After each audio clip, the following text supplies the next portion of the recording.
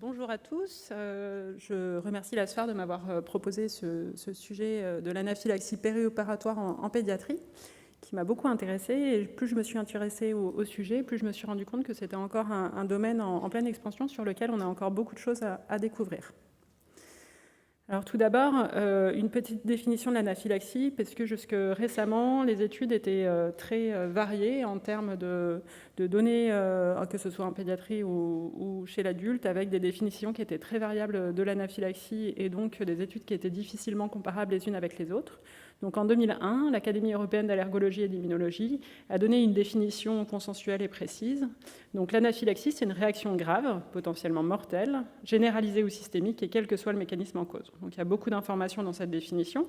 Réaction grave, potentiellement mortelle, on est donc sur du grade 3 ou 4 de la classification de l'allergie qui peut être adaptée au contexte périopératoire de Ringen-Messmer, donc à savoir une atteinte d'organes qui engage le pronostic vital, voire un arrêt cardiaque ou un arrêt respiratoire, généralisée ou systémique parce qu'elle peut toucher un organe ou plusieurs, et quel que soit le mécanisme en cause, puisque anaphylaxie n'égale pas allergie. On va le voir après, il peut y avoir des mécanismes immunologiques, donc allergiques, ou non immunologiques. En effet, l'anaphylaxie, elle est due à la dégranulation des mastocytes et des polynucléaires neutrophiles.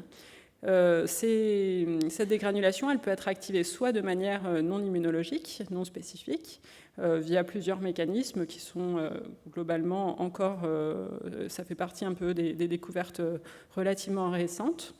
Un des récepteurs les plus connus, c'est le récepteur MRGPX2 que peut activer éventuellement les curares ou les opioïdes, et qui vont pouvoir libérer directement les substances qui sont dans les mastocytes et les PNN.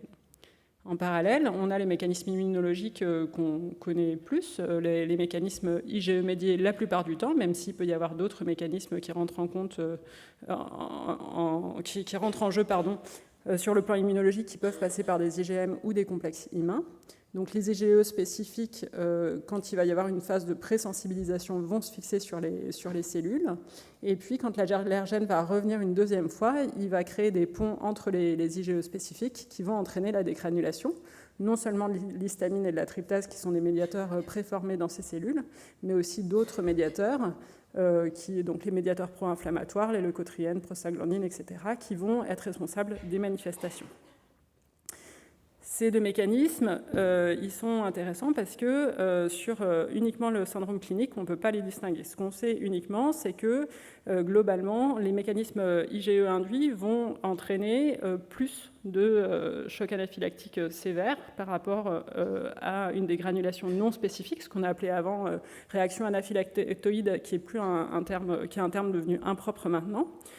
Mais une réaction sévère, on ne peut pas pour autant dire que le mécanisme n'est pas allergique, et inversement, une réaction légère, on ne peut pas éliminer une allergie. Et puis l'autre chose, c'est qu'on va s'intéresser plus aux hypersensibilités qui sont IgE induites, parce que c'est celles qu'on va pouvoir détecter et surtout sur lesquelles on va pouvoir mettre en place une prévention secondaire avec une éviction.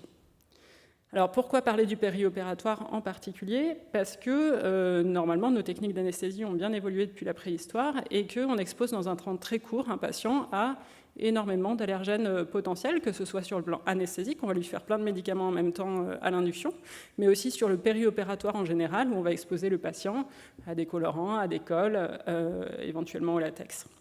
Donc forcément, on n'aura pas la même étiologie que dans la population générale, même si les autres étiologies des allergies peuvent se surajouter. On a des patients qui peuvent être hospitalisés et normalement, on n'a pas tellement d'abeilles dans les services, mais on peut avoir de la cacahuète ou d'autres aliments. Une spécificité en termes d'incidence, puisqu'on va exposer notre patient à beaucoup d'allergènes dans un temps très court, d'allergènes potentiels. Et puis enfin, une spécificité en termes de gravité, avec une balance qui est celle que notre patient est pris en charge dans un bloc, dans un environnement sécurisé. Il est scopé, il y a un anesthésiste, une IAD, versus le fait que on sait que les allergies médicamenteuses sont plus pourvoyeurs d'allergies sévères, voire de mortalité, que les autres types d'allergies. Donc, je vous ai dit que l'incidence, qu'elle était un peu différente de celle de la population générale. Alors, qu'est-ce qu'elle est en pédiatrie? Dans APRICAT, 3 cas d'hypersensibilité immédiate, dont 2 confirmés. Il n'y en a qu'une seule qui est une allergie grave qui peut être considérée comme une anaphylaxie. Donc APRICOT, pour rappel, donc dernière étude de morbidité anesthésique en Europe, plus de 30 000 anesthésies. La deuxième grosse étude, c'est une étude anglaise qui est parue en 2018. Sur l'année 2015, les Anglais ont répertorié tous les cas d'anaphylaxie sur le territoire anglais. Ils ont 11 cas, donc ce qui fait une incidence à peu près de 1 pour 30 000, 0 décès. Et puis la dernière, c'est la Wake Up Safe collaborative, qui est une étude américaine. Eux, sur 7 ans, ils ont pris toutes les anesthésies, donc des mégadonnées, et on estime à peu près à 1 pour 30 000 anaphylaxies exactement. On estime à peu près l'incidence à 1 pour 30 000 également, avec à peu près 10% de grade 4 et une mortalité estimée à 1,6%. En comparaison, chez l'adulte, on a une incidence qui est à peu près à 1 pour 10 000 anesthésies, une mortalité autour de 4%. Les données qu'on a en France, elles datent un petit peu. On a 3 grosses études. Une étude de Carilla et collègues qui a répertorié tous les cas d'anaphylaxie sur une dizaine d'années à Necker, qui fait à peu près une incidence pour 1 pour 3000. On verra après pourquoi, avec 0 grade 4. Donc, de mémoire, c'était des hypersensibilités immédiates, mais pas forcément des anaphylaxies, donc pas forcément très sévères. Une étude de la DARPEF en 91-92, qui prend en compte 38 centres pédiatriques en France, 21 cas d'anaphylaxie pour 162 000 anesthésies estimées, donc ce qui fait une incidence à peu près à 1 pour 7700, aucun grade 4 non plus. Et puis en France, on a la chance d'avoir un réseau bien coordonné sur le plan de l'allergie, qui est le groupe d'études des réactions anaphylaxiques périopératoires, qui existe dans une quarantaine de centres à travers la France et qui a étudié les données des patients qui sont allés en allergo-anesthésie entre 1997 et 2012. Donc on n'a pas d'incidence puisqu'on n'a pas le taux d'anesthésie estimé sur cette période, mais il y a 87 patients qui, sur 15 ans, du coup, qui ont un grade 3 ou un grade 4. Ces données, elles ont été analysées dans une thèse que j'ai récupérée sur Internet. Et on retrouve 3 causes principales à l'allergie, à l'anaphylaxie périopératoire.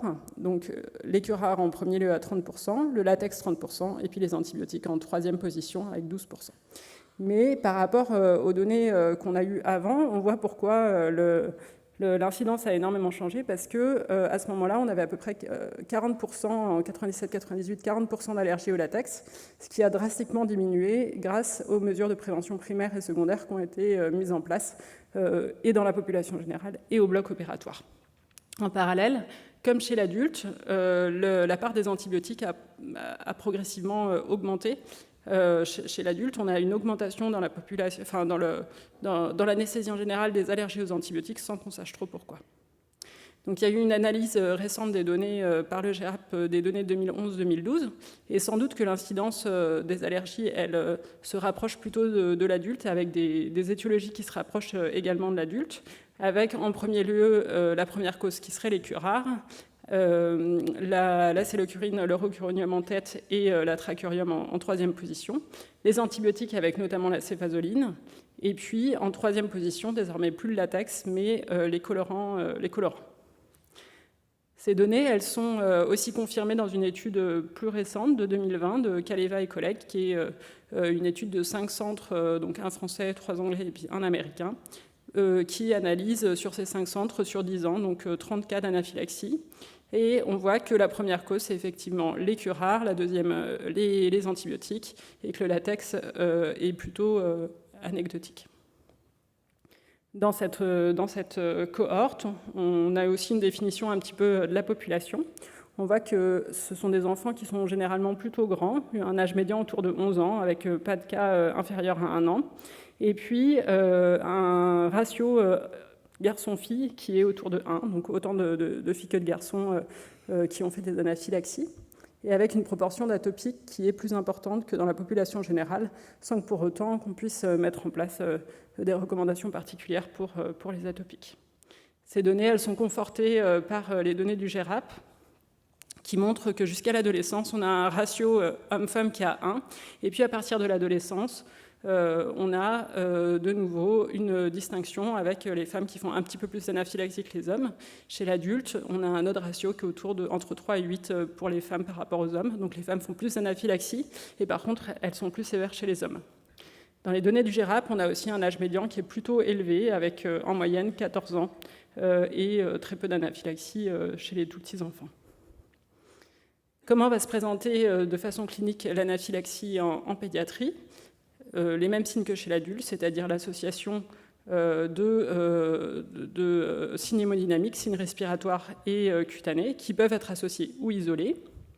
Donc, sur le plan hémodynamique, on va avoir une vasodilatation intense, et ce qui est souvent plus méconnu, c'est une augmentation de la perméabilité capillaire, avec une perte du volume intravasculaire qui peut être important, qui est estimé jusqu'à 75% dans certaines études. Donc c'est vraiment un choc non seulement distributif, mais aussi hypovolémique.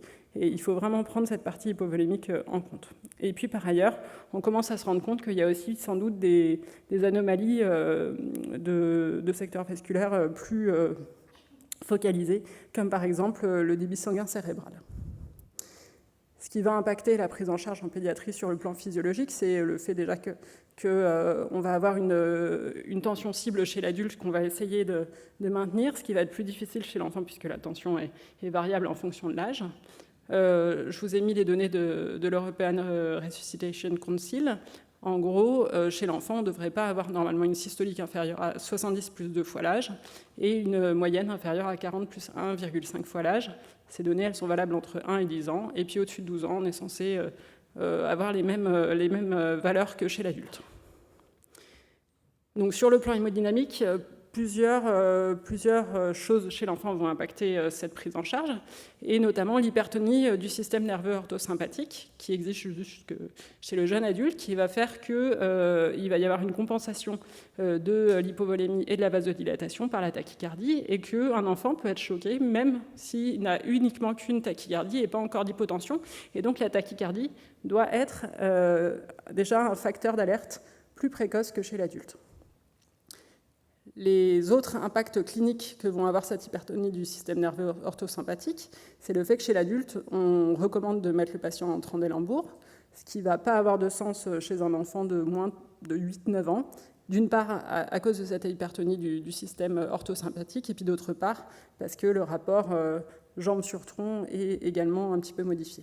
Et la troisième chose, c'est qu'il peut y avoir certaines présentations cliniques qui sont un petit peu plus fréquentes chez l'enfant que chez l'adulte, du fait de cette hypertonie orthosympathique, réactionnelle en fait, de la vasodilatation intense. On peut avoir au contraire une très grande pâleur, transpiration, tremblement, et puis érection des poils. Donc c'est une entité un petit peu plus particulière.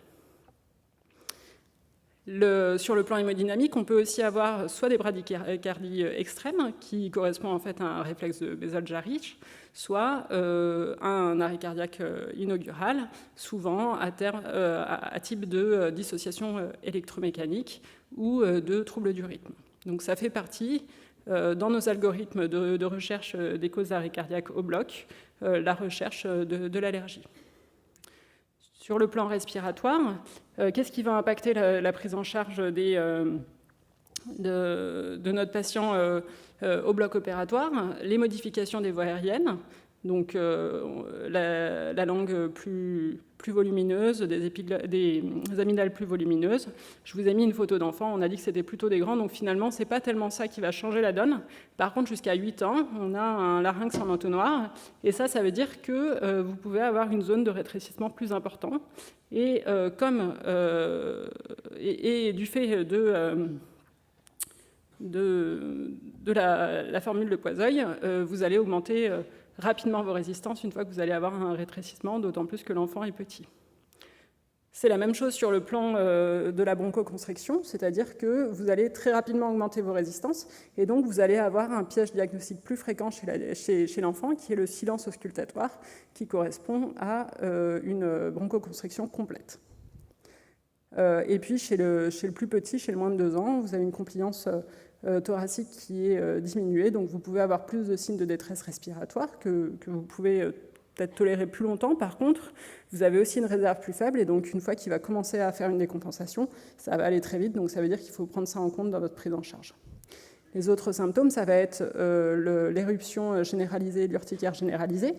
S'il n'existe pas, ça peut être un signe de mauvais pronostic, parce que ça peut être parce que le débit est déjà trop bas.